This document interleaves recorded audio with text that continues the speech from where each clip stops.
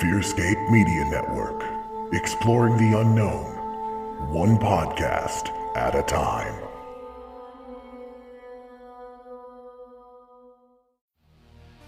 Hello, dear friends. I'm your headmister, Lord Stefan Gearhart. And I am your co-mister, the man with no name, Lance Wayne.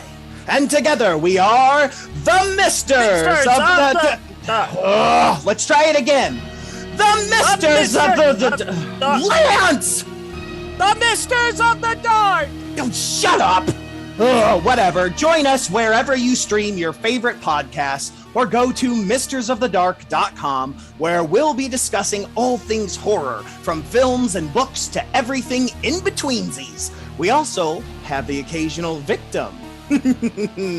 I mean, guest. Only on the Fearscape Media Network. Shut up, Lance! I always get the last laugh.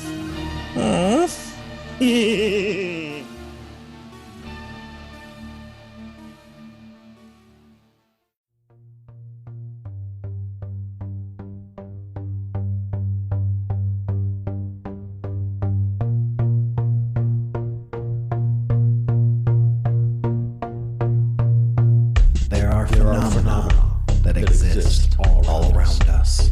Kids playing, above something unknown flies over and disappears. People driving at night, seeing huge creatures cross the road. People waking up to find their cabinet doors ripped open in their kitchen. Strange things happen every day around the world and seemingly at the same time and area. But are these occurrences connected? This is what we are here to explore and are trying to understand. Join us on our journey to uncover what we call the Convergence Enigma. Welcome back, ladies and gentlemen, to another fantastic episode of the Convergence Enigma with Josh and Stefan. This is Stefan, your host for the evening, joined as always by my co-host, Mr. Josh Rutledge. As you can tell, we don't have time for niceties because we got one heck of an interview tonight, don't we, Josh? We certainly do. And when this person came to us or came into our existence, wow, could not even imagine what you all are going to hear tonight. Yeah, we're going to be talking to Kendra Star, and we're going to be talking about, just the history of the world, like the Lycionians, Hellier, Hollower, Darrow. Y'all just get ready. Here comes Kendra Star. All right. Thank you so much for sticking around, everybody. We have Kendra Star here with us today. Going to be talking about some amazing contact that they've had with, I think that, Kendra, you referred to them as the Lycans. Is that correct? Yep. Or Lycionians. Lyconians. Oh, I like that. That sounds amazing. So I guess let me kind of kick things off in saying, where to go first? I guess by saying thank you for coming on the show. Right. That's the big thing I want to say is thank you. And really, in your courage. Thank you very much. Really appreciate it. So, you're welcome. So who are the Lyconians? So the Lycionians are actually half human, half wolf. Bipedal people. They're essentially humanoids, but they're able to take the form of a human just fine. I mean, it would be essentially you're a werewolf, but they don't want to be called this. Right. Yeah. Are they what some people often refer to as dog people or dog men?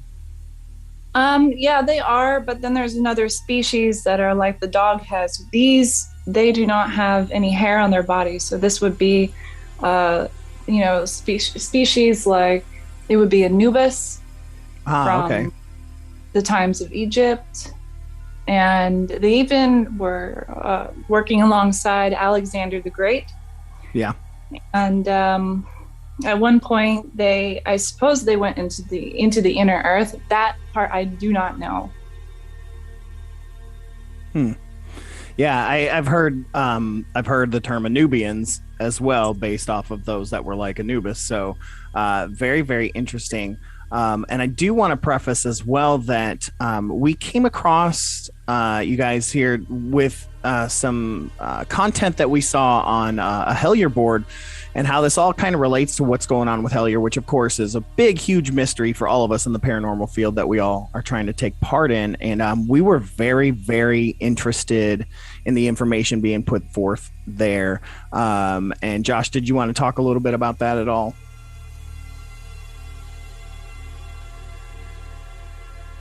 Yeah, sorry, my kids are actually fighting really, really bad in the background right now, so I don't know if any of that's going to come through, so I apologize if it does. It's all part of reality, man.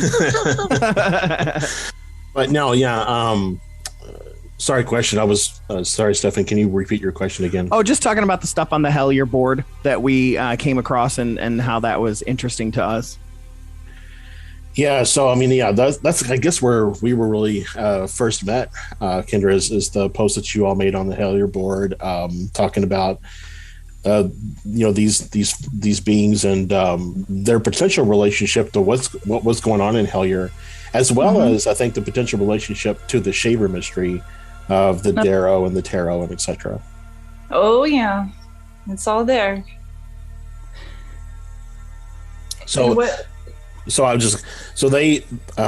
guess, where do the Lycionians, am I saying that correctly? Lycionians. Sorry, I think Lycionians. Yeah. Okay, thank you.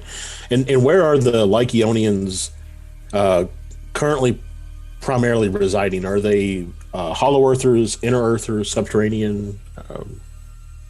Well, okay, so they're primarily subterranean, and they are located in Hollow Earth. So I think the thing that people need to understand is there's inner Earth, and then there's Hollow Earth. So you might have heard those terms a lot, and also Middle Earth. But we're not talking about Lord of the Rings here. Right, and what would be the difference between those? Like, if you could sum it up real quickly for those that don't know. Yeah, sure. So inner Earth is what would be kind of this, in the Earth's crust, they're about 800 miles apart. They're honeycomb structures, and this is where some advanced civilizations live. This is not where Lycionians live. Lycionians live where the central sun, or what they call the black sun. And by the way, it's not like our sun. It's a little smaller. It's maybe a smoky reddish color, and it is basically, it's the source of energy that was left there when the Earth was created. It's essentially, I guess, it's holding everything together. I'm not a scientist, so I cannot claim to know how it is all holding itself together, but that is what is there, and it does not set. It is a continuous state. Right, so this is similar to what was in the Shaver mystery and the Smoky God and things like that, that power source and light as well. Yeah, the Smoky God with Olaf Janssen and his father, they were traveling in the Arctic. They were on a boat, and they went on a trip, and they crossed the threshold which brought them to the Hollow Earth. And that's how they arrived there. And they had become friends with these giants. I mean, there are people that are much, much, much taller than us that are residing in the Hollow Earth. And they made friends with these beings, and then eventually, the story goes that Olaf Janssen and his father returned, but he lost his father along the way, and subsequently, everyone thought he was crazy when he came back out. So, do you know if there are there people like what we would consider humans? Do they also reside in the Hollow Earth, or is it really just those kind of older races that live there? They do. There are monks situated in Tibet, right? They have these monasteries that are connected to the mountains. That's why it's built that way, so that they can go back and forth into inner Earth. And this is where you would find Shambhala, right? And I think there are two different types of Shambhala cities. So you have Greater Shambhala and you have Lesser Shambhala. The Greater Shambhala would be in the Hollow Earth, and the Lesser Shambhala would be in the Inner Earth. But this was originally built by the Draconians, and we will get into the history of the origins of these Draco and the origins of humanity. It's really, really important and fascinating stuff. But let me just back up a little bit with the Lycionians.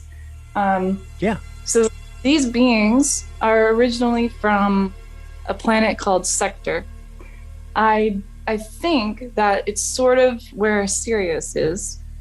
And at the same time, at some point, they had been sent here to this planet, into the Hollow Earth, and they created their civilization there.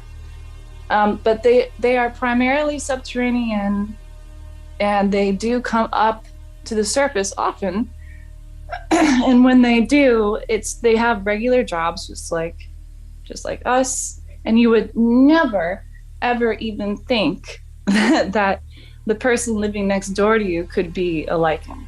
Right. I mean, nobody in a million years would ever even fathom the existence of a Lycan, other than just in our stories and TV shows, and just the whole American Werewolf in London type of deal, Underworld, et cetera. So are all of them self-aware? The ones that are here on our plane, or are there some that have like passed on, like had a kid with a human, or things like that, and these ancestors are not aware? Is that something, or do they try to stay pretty honest with their lineage as possible? Oh, they're very much aware of their lineage, and they're very, very good people too. They're very funny. They love their jokes. They have a lot of different kinds of traditions in Hollow Earth, and they are they're very tribal. In fact, they have a dance that the younger ones do when you first would become a Lycionian. You are initiated into this dance you have to learn, called the Haka dance. So this actually originates from the Maori tribe in New Zealand. It's really interesting. They're you got these guys, they have tattoos all over their faces. They're sticking their tongues out. And the reason why they do this is usually what they're doing before they go off and they fight these Draconians. Not even kidding. So this is also, you'll see this in weddings and big games, football games. Sometimes we'll do the Haka dance. It's pretty well known around the world. This is the Ashuka.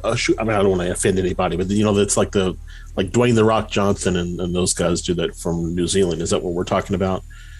I think so. So. If they're putting their legs on the floor and they're sticking their tongues out. Oh yeah. Jason Momoa does that. With his family. Mm-hmm. Like it's fat. I love it. It's like one of my favorite things. Very. Get you all riled up. So.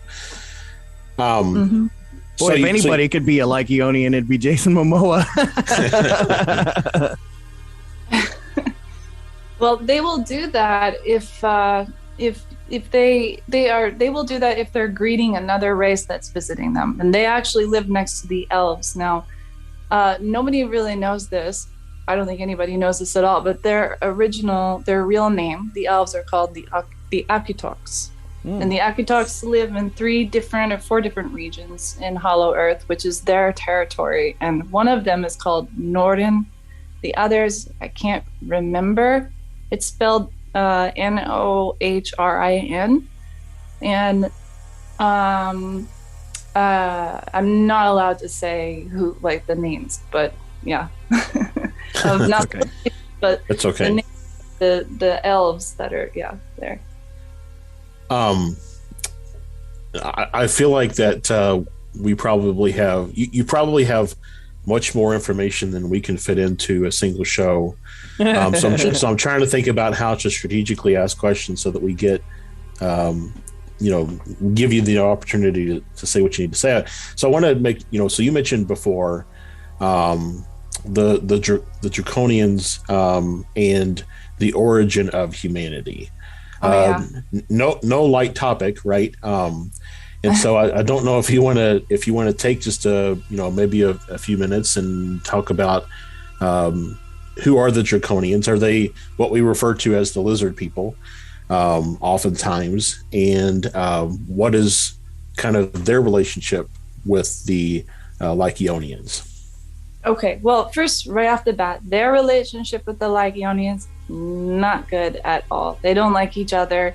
A lot of the race of Draco, they tend to be very aggressive and they're war-oriented as a tribe, right? But without, we're not going to be spacist here or racist, Yeah. We need to roll back hundreds and thousands of years, maybe millions of years ago, to the time when this all happened.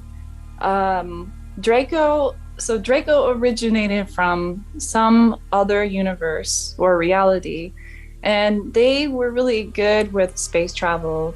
And then at some point they arrived in the Lycionian system. Okay, but that's where people originally came from.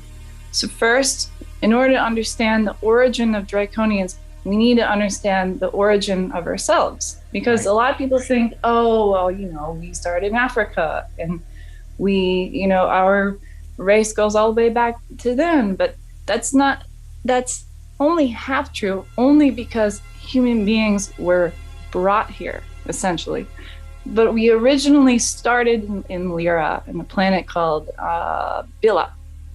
So the Draco what happened? The Draco arrived on their ships into the Lyran system, and they have an understanding, or at least they have a belief, that they own whatever they see, they own the galaxy, because their ancestors taught them that they have the right to own and to conquer.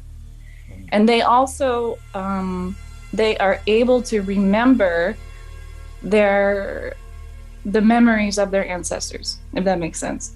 Mm-hmm. So all of this is ingrained to them and taught to them when they're very, very young. And it's really brutal because the mother does not, she will just abandon the offspring. And then this small Draco will train if he survives, or she. Or I guess, I'm sorry, they're androgynous beings. So we have to kind of touch on that in a moment. But so this Draco, this little Draco, if he survives, will train with the brothers. And they are just already learning to be, killer army soldiers. They're very, very, very, very war oriented. So that's what I mentioned before. Mm-hmm. So we were really good at agriculture, and this is not human beings. This is something like human beings. We did not come into the picture yet. Homo sapiens is not until Mars, because as you'll see, Draco decided to create the image of of themselves, but we'll get to that. When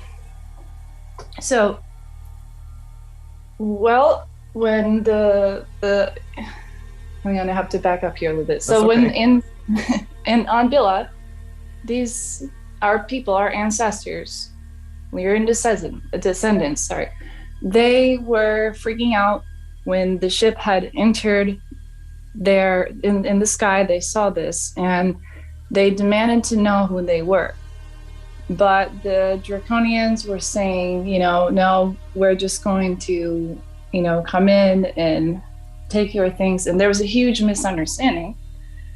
And so they started fighting them, and it became a big problem. And eventually, after they kept on fighting them, we just didn't have a flying chance because we hadn't developed ship travel at that time. So I guess eventually we kind of figured it out along the way, but then what ended up happening was there were 110 different colonies that came together to form, the Galactic Federation, which is where everyone everyone's like, who is the Galactic Federation? No, they're not just Pleiadians. Right. It is, yeah. So everyone came together and they decided, well, this is a big problem because the Draconians had essentially blown up 3 planets out of the 12 planets that were there. And they were like, oh, okay, this is really, really, really bad. So we started fighting them and rebelling against them. But meanwhile, there were three groups that did not want to help us at all because they have a belief in service to self or non-interference. And these groups are mainly associated with the Orion groups, Regella groups, and Capella. Regella, Capella, and Orion. And so there was a huge war that just came out of this. The Martians and the Maldekians and the Atlans are the 3 groups that did not want to help. And the Atlans were made up of people from the Pleiades star system, right? Mm-hmm. So, and these Draco were pushed back, but not enough at that time. So it just kept happening. And meanwhile, you have this massive dispute between the beings of Mars and the beings of Maldek, because there was a planet there at that time. And this is where this whole, Nibiru kind of, or Maldek destruction thing comes in, this story. So this is I don't mean to interrupt, but this is the planet that is currently the asteroid belt? Well, Maldek was destroyed because of a massive ice comet that the Dracos just propelled towards. They wanted to propel it towards Mars, but it went off course because Jupiter's gravitation pulled it, and it basically caused the explosion of Maldek, which then in turn it ripped away the atmosphere from Mars, because this comet is absolutely massive, and it ripped away the atmosphere from Mars, and subsequently then the comet itself became Venus. This is so long ago. Yeah. So where are we now? We have to keep on track, because it is a lot. Yeah. So I think where you left off is that there were the Atlanteans and the Martians didn't want to get involved, before I interrupted you. Yeah. The Atlans, the Maldekians, and the Martians. So the Maldekians and the Martians they didn't like each other at all. But because of the massive catastrophe that happened while this war was going on, they became refugees, and they asked the Martians for help. So the Martians said, okay, come on, you can come in. Mm-hmm. But there were disputes that happened, and it got so bad. And meanwhile, the Draconians are still doing their thing. There was eventually, out of the Federation, a council called the Hatam Council from the Andromeda Galaxy that came in and said, okay. And they are basically, think of it as the space, the empire that's, making a lot of decisions with all of the councils. So this main group they said, okay, well, Draconians, you can go to this Earth, and you can be there. So they said, fine, okay. They went there. Now, this is where their origin starts, on Earth. So actually, they were here first, not us. But still, it doesn't mean that we should be treated in the way that we are being treated today. So they had a civilization on the Earth, and this is where then Lemuria, this continent, Lemuria, comes in. Now, I think it was a different name, because eventually the scientific study behind the the search for Lemuria, it turned out that this Lemuria was based off of the study of lemurs. It was a confusion. So, right? So, guy that first brought it into the public realm, he created the name. Yes, exactly. So there was a little confusion, but this continent really truly existed, and these reptilians or Draconians were colonizing it. They also brought dinosaurs because, you see, they themselves were the ones that created dinosaurs. But I was going to ask. Yeah. The dinosaurs were on Mars at the time, and they brought them here. So they colonized these animals. So the thing is, what Draconians create things to control it, and because they believe that whatever they create is beneath them, it should be used as either a source of a resource for food or for other means. Right. You know, so they had these dinosaurs there, and at the same time, then meanwhile, we still have the issue happening between the Maldekians and the Martians and the refugees that had suffered from that catastrophe from the Draconians. And eventually they were not getting along. It was getting bad, and the Hatan Council stepped in again and said, well, okay, we'll send the Atlans, the Maldekians here on the Earth. So they did that. And then now they basically, why they did that is so that they could buy time to build their resources to fight these Draconians, to build their empire and stuff like that, if that makes sense. Yeah. Because there was just chaos everywhere. This would be the very first World War I on the planet. They were blowing things up. Everybody was just blowing each other up. And it was just unbridled insanity. So, so these Draco in Lemuria, they had a big problem because then the Maldekians that were there, they started having an issue with the dinosaurs because it started interfering with their culture, because the dinosaurs started killing the other people, and their people were killing the dinosaurs. So this obviously didn't set well with the Draco. And then there's all this chaos that ensued in what I mentioned before. Right. Meanwhile, now you have the Martians eventually arrived, and now you have these people on the planet and everything who are trying to colonize and expand, but they're just getting, they're getting in each other's way. So at one point, though, there was an agreement that the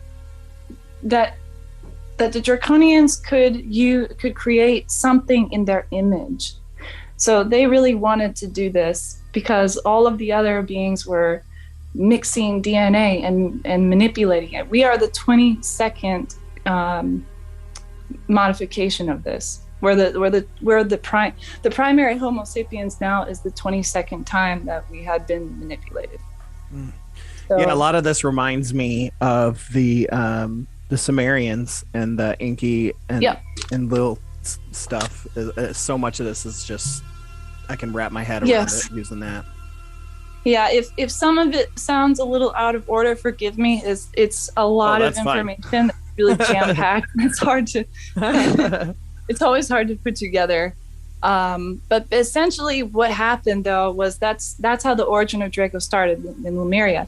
And meanwhile, the Lycans, though, eventually they came to Hollow Earth because they were originally not from here.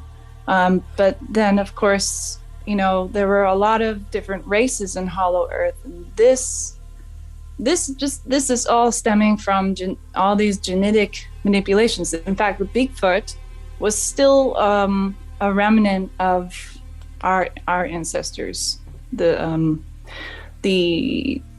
creation between human DNA and all this other mixture with beings from Sirius or the Regalian star system. They were all in on it, even the Pleiades. So, you know, it's not very fair. And how do like tribes like the Dogon fit into this? They seem to me to be possibly connected to the Lycans. Oh yeah, it could be possible. The Dogon tribe, though, is not anything to do with dogs. I think you're thinking of just dogs Sirius. But the Dogon tribe, I think, were specifically dealing with the fish type, the aquatic. I just wondered because you had mentioned Sirius, so I was curious if there was a connection there. Well, I think there is a connection because it is known as the dog star, and Sirius does have a connection with the Lycans. I do believe so. I can't confirm that, but I know that they came from the planet called Sector. Right. So there's a little story there, like how that happened, and then they were basically sent here because there was a tragedy that happened on Sector, and the council there decided to kind of enclose them in these spheres and then kind of send them to Hollow Earth to live there instead. That's what I was going to ask, was the means of transportation. And so you're saying there were these sort of spheres? Yep. Well, I mean, as far as I know, that it was they were enclosed in spheres, and some of these beings have really advanced science. So the elves, they have something they call a magical science. Right. I mean, I don't even know how they're doing that. It's some crazy Harry Potter stuff. Yeah, I was like, I've heard the concept of magic and science working hand in hand. Yes. And the mention of spheres makes me wonder if, so the spheres that people see today, right, in UFO sightings and such, are they also related to this, or are other people being banished still to Hollow Earth? Okay, so those spheres that are coming out, they sometimes have something to do with creating crop circles. They're called brights. They're usually about 9 feet off the ground, and there is a particular video that you can see one creating a crop circle. But one interesting thing to note about crop circles is that they are not most of them are created in the area of England, because this is where the original headquarter, the Black Priesthood would be, with this royal bloodline. And the crop circles are not made for us; they are made for them. That's why most of England, It always seemed to me like they're made to be seen from the air. So either they're like map coordinates, or just come back later, no room in the inn type signals. So yep, exactly. So there's one famous crop circle. It is if you type in gray crop circle on Google Images, you can find it. But basically it's of a gray alien, and he's holding we've seen that. Yeah, so if you look at it, you'll see that on his left side there's 3 stars. So it's depicting the Orion star system, which is where these guys are coming from, but they're also in Hollow Earth as well. And their origin is an entirely different thing that is way too in depth to get into today, but a different time for sure. I wanted to touch a little more on the Draconians, and then we can talk more about the Lycionians. So the Draco, a lot of people are probably wondering, what is the difference between Draconians and reptilians, and what about reptilian shapeshifters, right?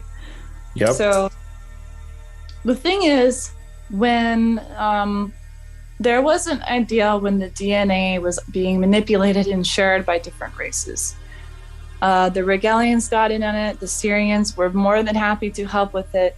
And at the time after Lemuria had sunk, basically because of so many explosions and all that, the reptilians had the idea I suppose it can be synonymous, but you'll see what I mean later. The Draconians and reptilians can be synonymous terms, but they had the idea of maintaining their bloodline so that they could have 50-50 DNA, half reptilian and half human. So they had the idea of creating blue bloods. And so what they did was they kind of snuck up and interbred with different, they created different races, mainly taking they abducted the blonde-haired, blue-eyed kings or priests, and then they kind of made their own way and kept their bloodline. And at the same time, though, they were looked up to at the time as these reptilian gods, and they're all depicted in many, many, many different ways. Of course, in Sumeria, you have many different sculptures depicting reptilians, and people at the time saw them as reptilian gods, and they were afraid of them. They weren't even allowed to really look at them sometimes. So this grabbing the blonde hair, blue eyes, and things like that, is that maybe where we get our tall blonde contactees from? Well, one thing I forgot to mention is the reason why is because supposedly blonde-haired and blue-eyed individuals are more susceptible to being manipulated. They're That's more me. easier to act. Yeah. It's true. But the tall blondes you're asking about, I think they're associated with those people from the Pleiades. They tend to be, or Nordics. Yes, they're tall, blonde hair, blue eyes. So Draconians they fancied that. Gotcha. And so, they needed to eat, but they were killing people, and at the time it was too much. It wasn't working out. Their rulership needed to be concealed in a way, like their forms needed to be concealed, but they still needed to. They couldn't, they wanted to eat people.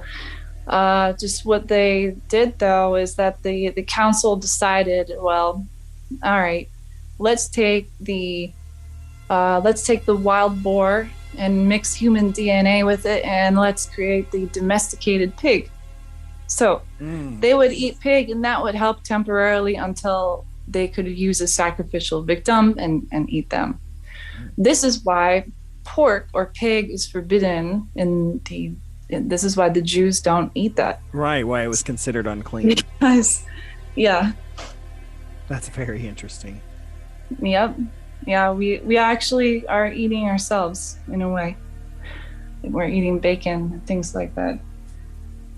So they're often eating pork a lot to maintain their form, but this whole reptilian shape-shifting thing, that's where it comes from. So, in the royal bloodline, the top reptilian female is Ashoka Ashkenazi, and she's the queen reptilian, the mother of all of them. So anyway, they had to expand their rulership, and they expanded it all around the world. And from the inner earth, it was really easy to do this because they of course, they came up into Tibet. They ruled over there. They ruled over in Europe. They ruled all over the place. And this is why the dragon symbolization is everywhere. Yeah. And it's everywhere. And there's no explanation as to how it kind of, became all known in our old stories, things like that. But that is why.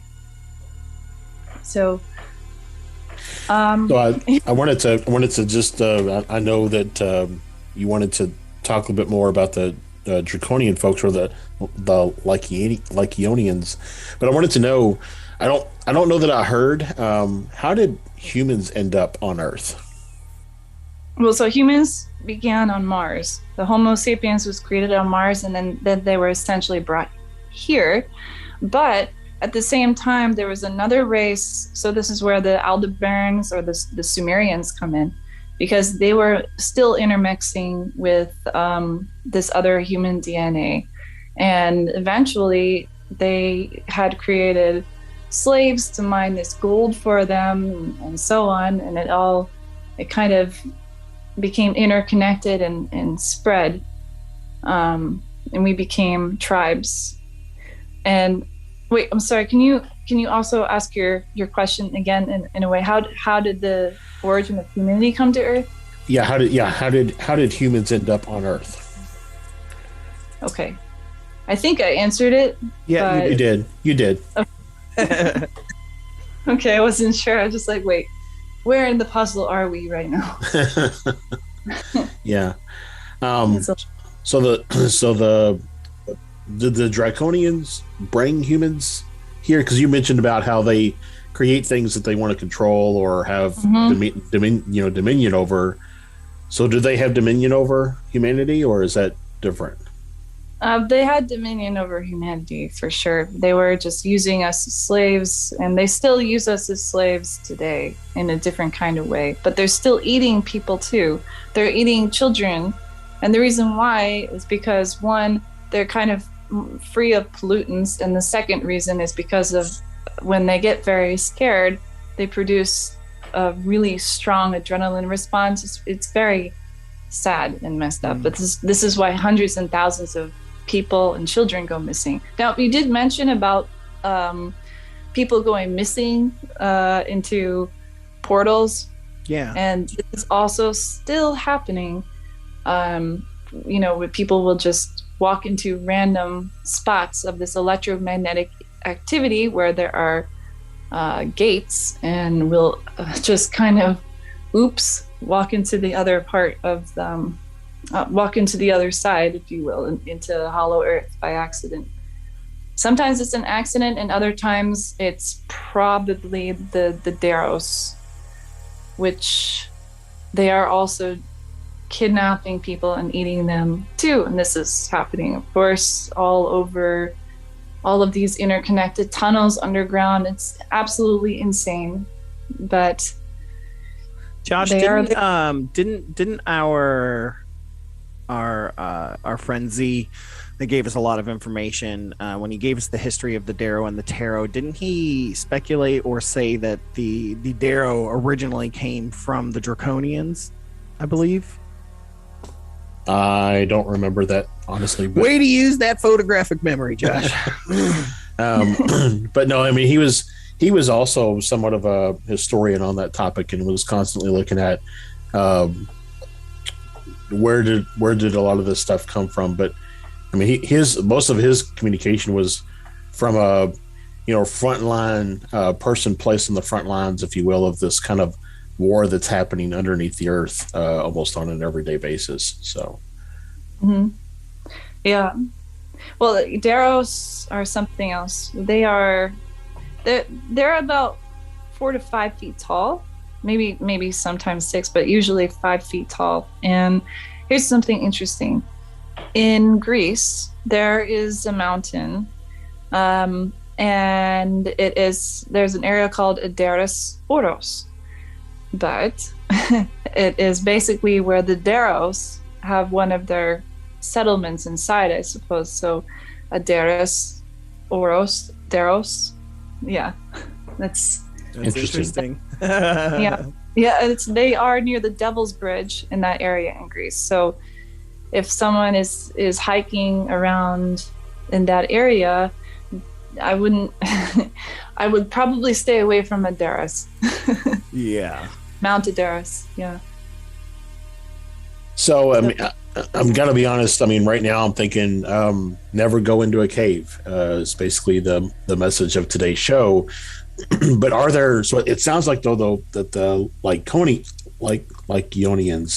for some reason I can't say that right. Are on our side, right? They don't want to hurt us. No, not at all. They are absolutely on our side. They're very much allies, and they do what they can to protect people.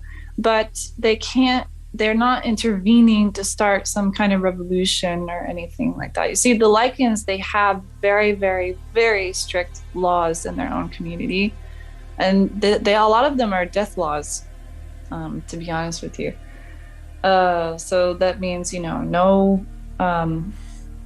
they don't have any money, and if you would be associated with using money down there, or they catch you trying to do something like that, that's a bad thing. They don't have any racism either, and they're very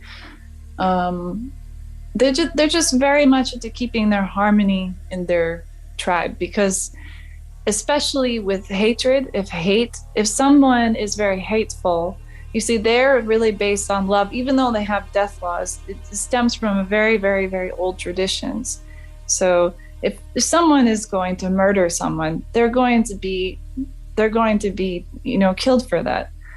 But hatred is like a sickness to them, and that's why if you would ever visit them, they require, and most tribes, I think, in Inner Earth or even Hollow Earth, really require you to be pure of intent, pure of mind, and you have a pure heart, which means you're not going to harm people, you're not going to harm animals, you're good to yourself, you're good to others, you do the best you can. They really believe in Jesus Christ, so they believe in the teachings of Christ, because Christ has the purest teachings of love, and it's really based on love.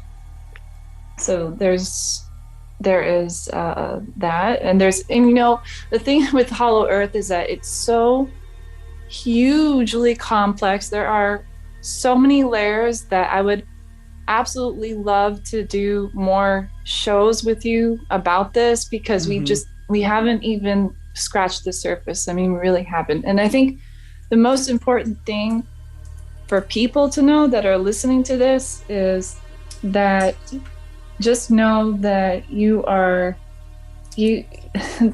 much more powerful than you think, because originally we were supposed to have 12-strand DNA, but we don't, because the Orion groups took 10 of them away, and they did this because they knew that as a united people, we would find out our true origins and how, we're very compassionate people. We have this compassion gene, and they don't really have that. They don't understand what compassion is. So it's one of the reasons why gray aliens, when they are abducting individuals, they're trying to study the soul and compassion, and they don't understand how it works. They have a lack of emotion. Yeah. So and this is because actually the Draco have, kind of manipulated with their genes so many times that the grays are actually a dying race, and they're trying to understand why that's happening, and what they're just becoming a degenerative race, kind of like the Deros. The Deros, I don't know, can't confirm if they come from reptilians or Dracos or not, but they are called Deros because it's a short term for a degenerative robot. They right. Just become just sickly over time. They are still intelligent. They are very aggressive, and they do not care. They thrive off of extreme sexuality with themselves and other things, and they do heinous acts, just really atrocious things. So Richard Sharpshaver, when he was experiencing those things, he wasn't kidding. What he saw and experienced, and also what other witnesses who contacted him experienced, such as the woman from France who actually went into the wrong area. Yeah. Look, there's an elevator in in Hellier, when Amy was talking about the house that had an elevator that went down. Yeah, that's one of those things. You just got to be careful. Well, I stumbled across an old radio interview of Ray Palmer and Richard Shaver. And in there, they talk about there being places in New York, New Jersey, and Chicago where the elevators, if you press a series of buttons a couple of different ways, it'll actually take you below the basement and into tunnels underneath. So something like if you press the button twice or in a different way, you will go down there. But why would you want to go down there? Don't do that. And folks, don't do that. Don't go into old building elevators and just start pressing buttons. Yeah, you can check out anytime you like, but you can never leave. Yeah, exactly. That song was playing the other day. My partner was like, "Oh wow, yes." So is there? Because we've only got a few minutes left in this particular show, and by all means, we would love to have you back. But for sure. So two primary questions is, number one, do you think there's a way for humanity, the broader humanity, to learn the origins in a safe way, and can we do anything about it? Can we stop these Draco from eating us and such? Yeah, we can. We just have to unite together. At some point, humanity has to realize that this is not okay. We have to say no. And this is a operative conditioning that has been going on for so long, and almost just too long. And it is possible.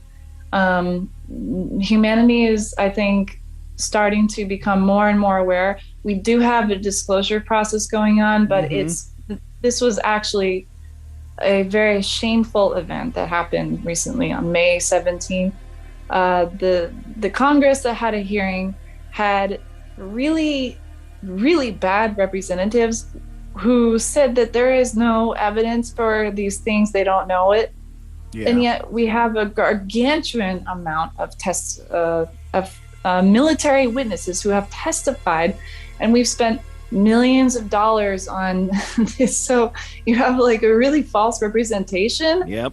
And they're lying, or it's the fact that they really don't know, in which case these people should not be representing this information in Congress. But these people need to be briefed in modules of all of the historical and governmental events that happened, like the Rendlesham incident with these UFOs, and stop calling it unidentified aerial phenomenon. It's just UFO. It's just not necessary. That's just marketing. But yes, it is possible to do this. We just have to kind of stand together and unite together. Be the best person that you can be. People are not always going to believe this or listen to it, and that's okay. As I always will say, do your own research, and also people grow in their own way. A lotus flower, you can't force it to bloom, right? It'll just bloom on its own. So part of the thing with this stuff is that you can't force someone to believe in it. You can't slap them in the face and be like, come on, wake up and smell the coffee. It's incredibly complex. And I think that in time, people will maybe kind of get the idea and the picture. But other than that, right now, we are in a very precarious situation. And I would advise people to be careful of this task force idea, because I don't think it's the most positive intention behind it. I think there are hidden intentions, and there has been a lot of discussion about these. They say, oh, it's a threat to national security, these things, but actually the secrecy is a threat to national security, and 100%. They just don't want to tell the public right now. It's all watered down tremendously, but it's very possible that we know how corrupt a lot of government entities can be, and they can utilize it and make it look like a threat.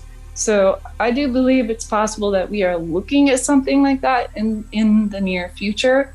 But because what I can say is that the Lycans have said that this not assuming that this is the start of a fake invasion, but they said it is the start. So since the point on May 17th of the hearing, it is the start. And whether that's disclosure or a fake alien invasion or a combination of the two remains to be seen. So that's the most important thing about that. I know that you guys have to wrap it up soon, so I just want to get a few more things out about Lycionians if you want to ask me. Yeah, anything. Sure. We got about 6 minutes left, so. Oh, good. Okay. Yeah. Well, So you can ask me. Sure. So I guess how did, and this is maybe the wrong point in the interview to ask this question, but how did you come to meet the Lycionians? Oh boy. Well, my partner and I were originally and still are paranormal investigators, and we had been studying this story associated with vampires. I was really curious about the Ouroboros. Of course, come to find out, the Ouroboros, or the concept of immortality, is associated with Hollow Earth because of the concept of time there, and also the rejuvenation, the healing that happens in some of those areas, and I guess some of the technologies. Hitler and his SS group were also very interested in something else called the Vril, and we will Society. yeah, if you want to do an interview about that, we can, because there is also a lot to be said about Vril, which Vril is not a being, but a source of energy, right? So yeah, we can definitely do that sometime, because we've only lightly touched on the Vril Society and all of that. So yeah, let's do that, because I have a lot of information about the Thule Society and the Vril Society and all that. The profile picture that I have is Maria. She was one of the people on the psychic team that was involved with this Thule Society and the Vril and all of that. So it's very interesting. Where are we again? I was asking how you came to meet the Lycans. That's right. Yeah. So in my interest of studying vampires and vampirism, I was really interested in Europe and the whole thing about Dracula and everything, and so was my partner. So we discovered this blog called it doesn't really have a title per se, it's called Vampires Among Us, and it's about a guy named Mio Quaba, who is basically who meets this vampire named Regina Abraham. So we were really interested in this blog because there were mountains of evidence and information about vampires and how it extended all the way back into our early history, from the plague on in Europe and so on. It's very, very, very in-depth and interesting. And so eventually one thing led to another. And then we met some individuals, and these individuals led us to individuals who led us there. So that's all I can say. Understood. That's all I can say about that. But the vampires definitely exist, but there's two different kinds of them. So it's not likely that someone would really come across them right now. But that is a fact over in that department. But one important thing I can't forget about the Lycans is people ask, do they change with the full moon? And are they affected by silver? So first of all, no, they have absolutely nothing whatsoever to do with the full moon or the moon at all. And as far as silver affecting them, no, it could be a bullet. They're affected by anything, and they can be injured. They're not essentially immortal, but they live for a very long time, so about 600 700 years. They live that long. A lot of beings in inner earth end up living that long, I think it has to do with the way that the atmosphere is, and this electromagnetism in that area. Because if you go there and you come back out, you may end up inadvertently pulling a tree branch to yourself with this electromagnetism that is left over on your body. And so you'll just be walking by Joe Mo and it'll just be like, bam, smack him in the face. Wow. With this tree branch. What? Oh, I'm sorry. It was my electromagnetism. So we got about a minute left, and I was going to ask if the Lycionians could have one message for us. What would you say they'd want us to know as humanity at large? Love yourself. Really, their whole thing is about love.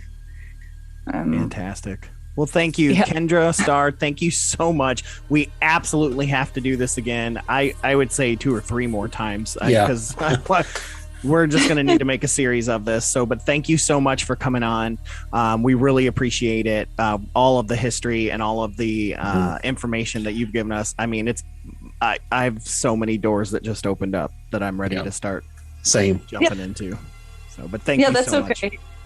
Yeah, absolutely. And